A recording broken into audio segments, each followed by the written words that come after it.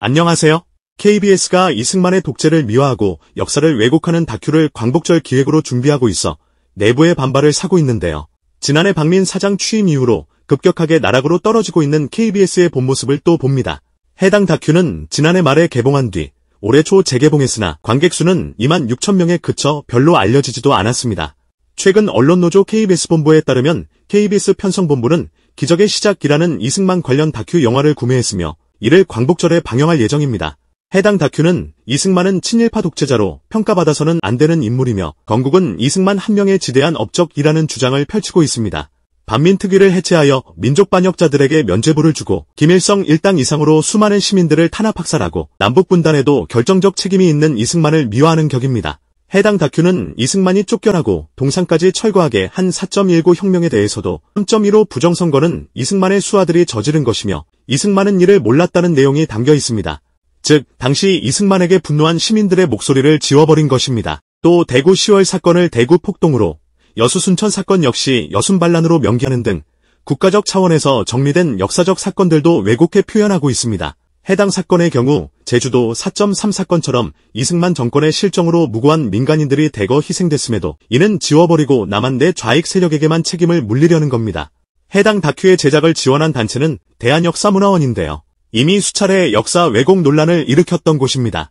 이들은 4.3 사건을 공산주의 세력에 의한 폭동으로 규정하고 대구 사건을 대구 폭동으로 지칭하고 있습니다. 대한역사문화원이 포함된 프리덤 칼리 지장학회 홈페이지를 보면 소련 공산주의 몰락과 함께 국민들의 반공의식이 희미해진 틈을 타서 공산주의, 사회주의를 추종하는 정치, 언론, 노조, 시민단체 등 좌경화 세력들의 수십 년에 걸친 지속적인 역사 왜곡과 사회 내 진지 구축으로 대한민국은 자유민주 체제의 존립이 위태로운 지경에 이르렀다고 소개했습니다. 특히 2017년 현직 대통령 탄핵을 전후하여 수많은 애국 시민들은 좌경화된 기막힌 현실을 깨닫고 태극기를 들었다. 무엇보다 교육, 문화, 인권 분야에서 진보와 민주로 포장하여 우리 사회에 뿌리내리고 기형적으로 진화해온 공산주의 이념의 해악을 알게 됐다라고 소개하며 박근혜 탄핵에도 반대했던 그런 집단이었음을 강조하고 있습니다. 이들은 세부 활동으로 이승만 연구회, 박정희 연구회, 제주 4.3 사건 제조사반, 노조 연구회 등을 소개하고 있습니다. 이 같은 이승만 미화 다큐 방영 시도를 두고 KBS 노조본부는 지난 7월 26일 성명에서 아무리 저예산 다큐 영화임을 감안하더라도 기적의 시작의 만듦새는 안쓰러운 수준이라며 조악한 내레이션과 자막 폰트, 노래방 화면을 연상시키는 재현신까지 양질의 콘텐츠와 고품격 다큐멘터리에 익숙한 시청자들의 눈높이에 턱없이 부족한 화면들이 매 순간 전개된다.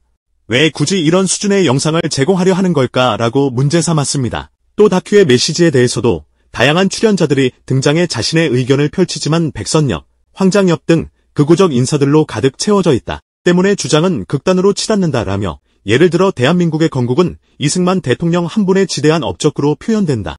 3.15 부정선거나 4.19 혁명은 밑에 사람들이 잘못해서 벌어진 누명이며 대통령의 하야는 위대한 결단으로 포장된다라고 짚었습니다.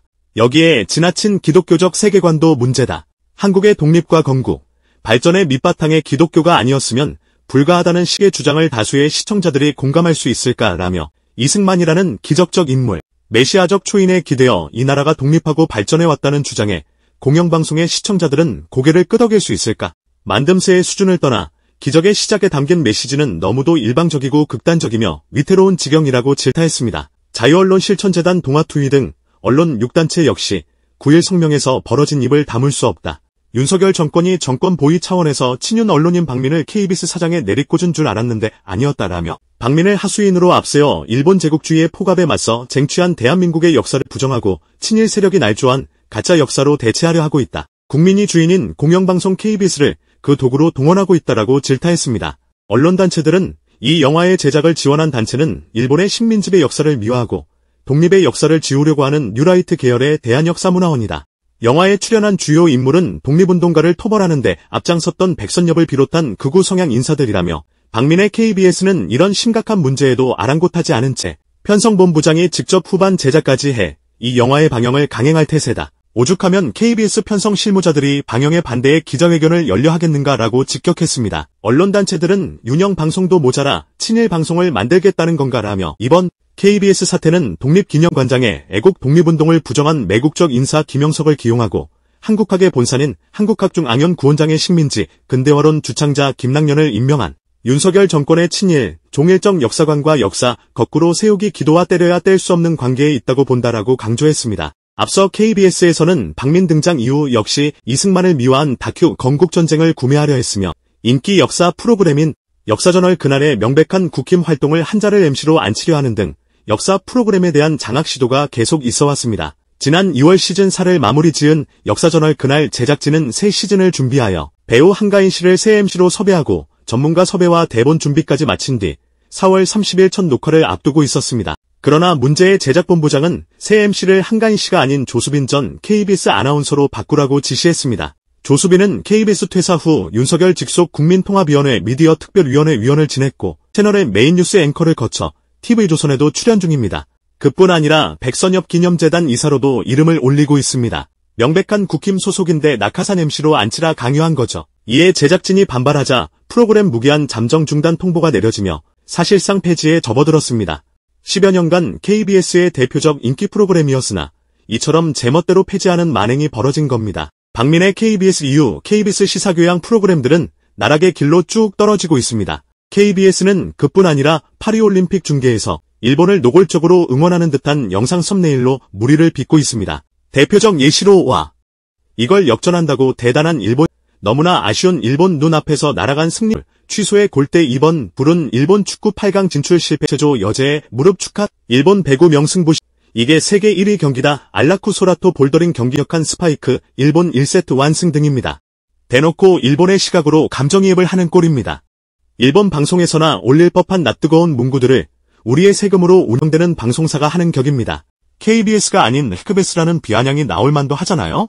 윤석열 패거리들은 기존 한중일로 누구나 익숙하게 부르는 것을 한일중으로 부르라고 난리치지 않습니까? 그것과 아주 결이 유사합니다. 이런 KBS의 급격한 몰락을 두고 언론노조 KBS 본부는 8일 성명에서 기자협회부가 한국기자협회 창립 60주년을 맞아 지난달 19일부터 28일까지 기자 1,100여 명을 대상으로 진행한 여론조사에서 본인 소속사를 제외하고 신뢰하는 언론사를 물은 결과 KBS는 10위 밖으로 밀려난 것으로 나타났다라며 그동안 KBS는 동일 조사에서 2018년 2위, 2019년 5위, 2020년 7위, 2021에서 2023년 3위를 기록해왔다.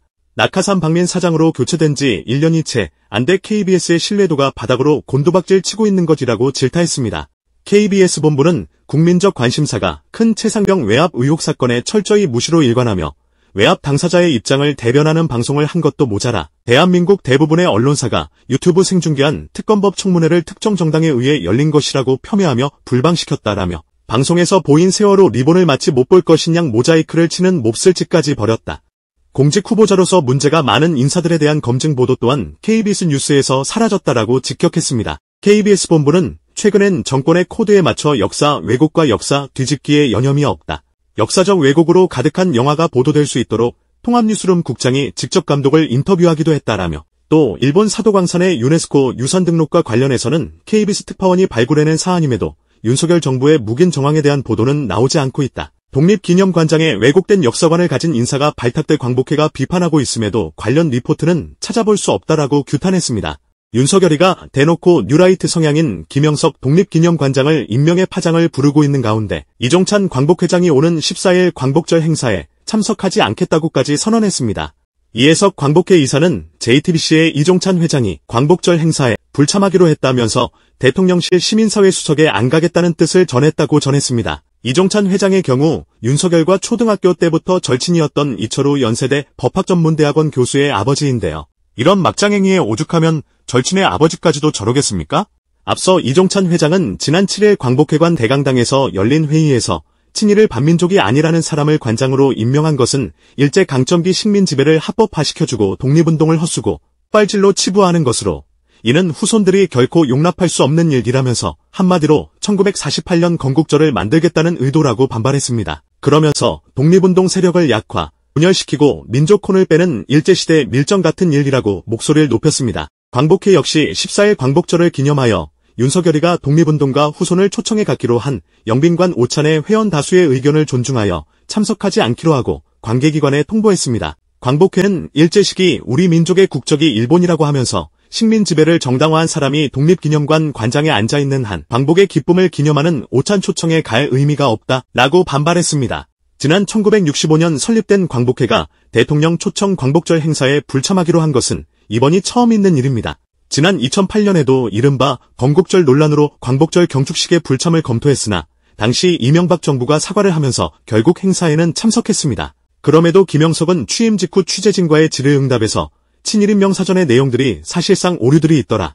잘못된 기술에 의해서 억울하게 친일 인사로 매도되는 분들이 있어서도 안 되겠다고 발언하며 안익태와 백선엽을 두둔했습니다. 모호하게 가지 말고 이렇게 계속 끝까지 막장으로 가길 바랍니다. 오늘도 감사합니다. 늘 건강하십시오.